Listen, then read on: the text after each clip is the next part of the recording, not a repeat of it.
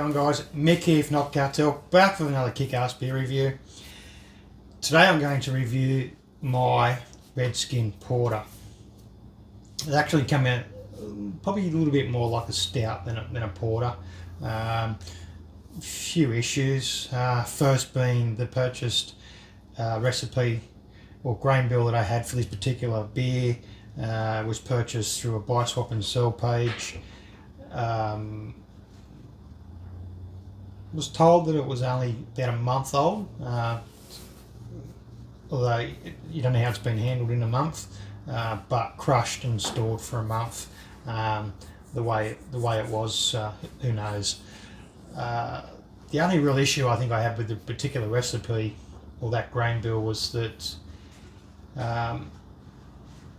very much I find it was unbalanced in the way that the roast grains or the specialty grains quite possibly slightly oxidised or may have just been a recipe that was made up sort of at home, and that was basically how it was.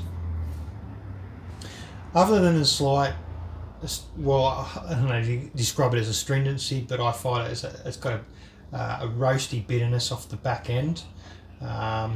Very much big red skin at the front, and then that bitterness sort of hits you at the back.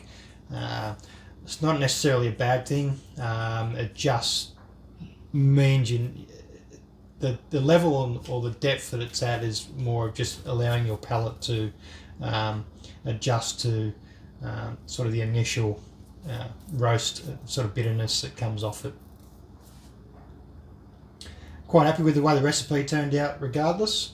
Not knowing exactly what was in that grain bill was probably a gamble, but we're talking a grain bill that would brew 23 litres of beer, probably worth around about $30 at the most. Picked it up for 10, which is really, really good. Excuse me, I've got a bit of a dry throat at the moment. So we'll pour one up, and I can give a pretty much in-depth description and review of the beer without actually trying it, but you guys get to see it in the glass. Some people have seen it in the glass. Those who follow my socials would have already seen the beer in the glass, but so here goes.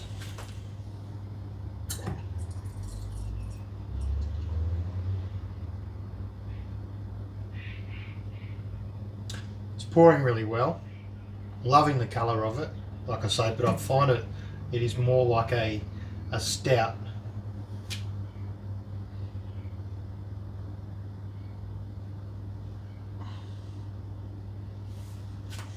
More like a stout than it is a porter, because of, I think, the colour, more or less. That's the glass is a little bit dirty. And the flavour, very, very heavy, more of a boozy flavour. Now, it had 250 grams of Redskin lollies, or what is known now as the Red Rippa lollies, due to censorship and all that other sort of jargon. And 250 grams went in as what we'd probably say is a dry hop. The hop additions, 0 hop additions going into this particular beer. Wanted to make it all about the Redskins with this one, but that underlying issue with the grain bill is certainly not really allowing it to happen with this particular beer. Wanted to do a grain to glass with this, but I've said it before in some of my videos and certainly on live posts. I just feel that grain to glass videos, for me, I find it pointless. It takes away what you're trying to achieve on a brew day, because you're busy trying to, unless you've got someone that can handle the camera for you, you're busy trying to juggle the camera, play around. And we're talking, this is the third beer that has been brewed on the new system, so at the moment. Still fine-tuning a few things. It's not something that I want to play around with. It's certainly not a play around with the camera whilst I'm trying to get my head around certain elements. So it does have a really, really good aroma. You get that red skin up front. What you also get is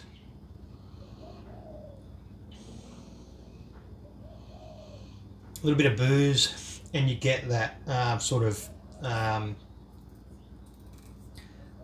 like a dry Irish stout. Now, there was a fair bit of lactose also added to this particular beer. It was 500 grams in total lactose, because it did, through tastings and through fermentation and the little samples that I had, I just found it to be a little bit too dry. So the lactose was actually added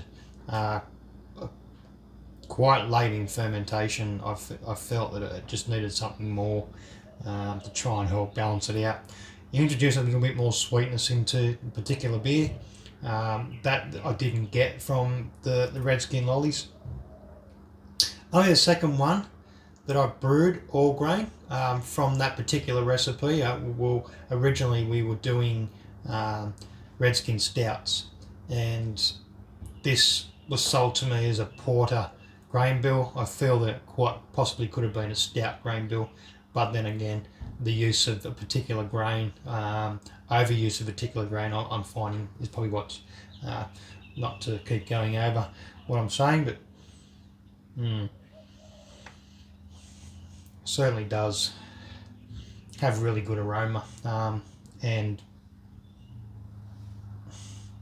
not a huge head. Although this is a dirty glass, that head wouldn't have held very well anyway. So here we go.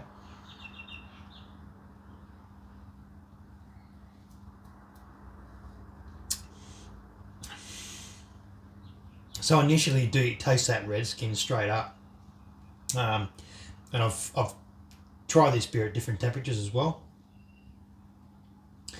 and that sort of roast bitterness comes off the back. That is really amplified when the beer gets warm. So that's another issue I think I've got with the beer. I have to drink it moderately cold or cooled to a certain point. Now I'm going to use this glass today. After I've done this video, I'm going to use this glass to try and test the different temperatures and taste, and try and find that sweet spot and see whether I can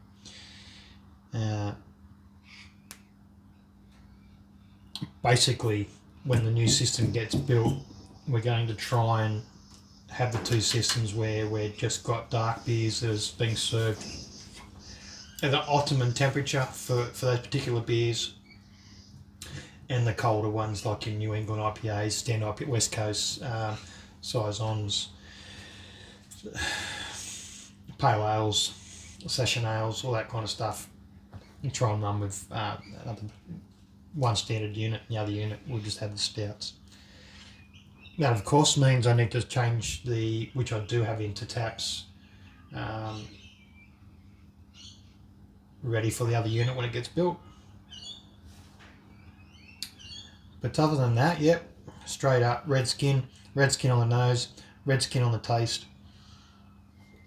500 grams in total gone into this particular recipe. Now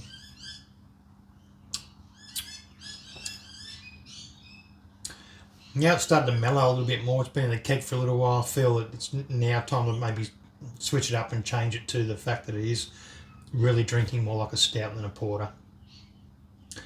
I did want to go down the port. I wanted a porter style because I wanted hence why I didn't use any sort of hops in it, was to try and amplify the flavour of, there's that word again, amplify the flavour of the red skin lollies, or red Rippa lollies, and so that we'd get more red skin flavour than we would any sort of stout or potential roast that comes from the stout grain bills.